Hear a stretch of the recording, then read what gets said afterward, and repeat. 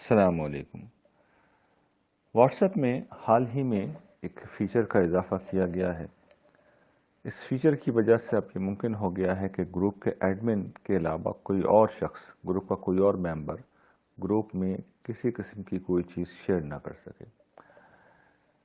ہمارے ہاں کے جو ایڈمنز ہیں، جو ہمارے گروپ ہیں، ان میں فوراً سے پیشتر اس فیچر کو امپلیمنٹ کر دیا گیا۔ اس کی وجہ یہ تھی کہ ہمارے گروپ ایڈمن یہ دیکھتے تھے کہ بار بار توجہ دلانے کے باوجود لوگ شیئرنگ سے باز نہیں آتے تھے۔ یعنی ہمارے جو تربیتی گروپ ہیں، جن کا مقصد ہی یہ ہے کہ لوگوں کی اصلاح ہو، تربیت ہو، تو اس میں صرف مخصوص قسم کی فیڈ بیک کی اجازت تھی۔ کچھ سوال ہے، کوئی وضاحت ہے یا کوئی تبصرہ ہے، لیکن لوگ ان ساری ہدایات کو نظر انداز کر کے جو میسج ان کے پاس آتا وہ اس گروپ میں بھی شیئر کر دیتے۔ کچھ لوگ تھے ایسے، کچھ لوگوں کی بنا پر جو تمام تر سمجھانے کے باوجود باز نہیں آتے تھے، ایڈمن کو یہ فیچر یہاں پر امپلیمنٹ کرنا پڑا۔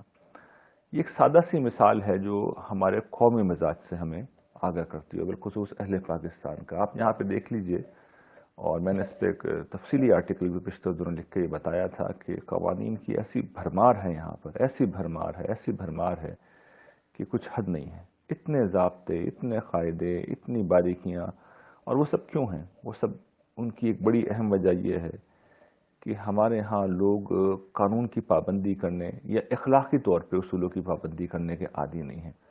چنانچہ جس معاشرے میں لوگ اخلاقی طور پہ چیزوں کی پابندی نہیں کرتے، تو انہیں بالجبر مجبور کیا جاتا ہے کہ وہ قانون کے ذریعے سے چیزوں کی پابندی کریں۔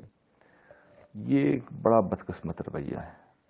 یعنی اس کا نتیجہ یہ نکلتا ہے کہ جو لوگ قانون کے پابند ہیں، اخلاقیات کے پابند ہیں، اصولوں کے پابند ہیں، ان کے لیے پھر مشکلات بڑھتی چلی جاتی ہیں۔ اس لیے جیسے ہمارے اس گروپ کی مثال اگر آپ لے لیجئے کہ کوئی شخص اب فیڈ بیک دینا چاہے، کوئی سوال کرنا چاہے، کسی اہم بات کی طرف متوجہ کرنا چاہے، تو اب وہ نہیں کر سکتا۔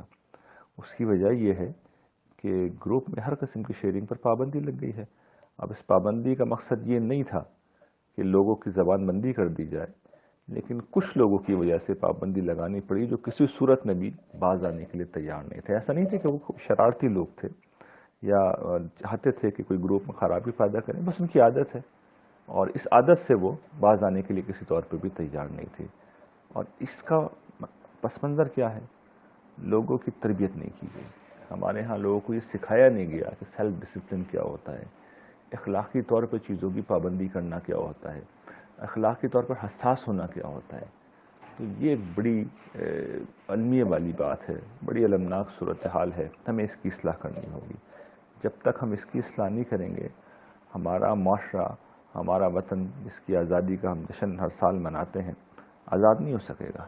یعنی ہمیں اپنے وطن کو اپنے شر سے آزاد کرانا ہے، اور اپنے آپ کو کنٹرول کرنا، اپنے آپ کو اصولوں کا غلام بنا کر ہمیں یہ کام کرنا ہے۔ جب تک ہم اپنے آپ کو اصولوں کا غلام نہیں بنائیں گے، ہمارا وطن کبھی بھی آزاد نہیں ہو سکتا۔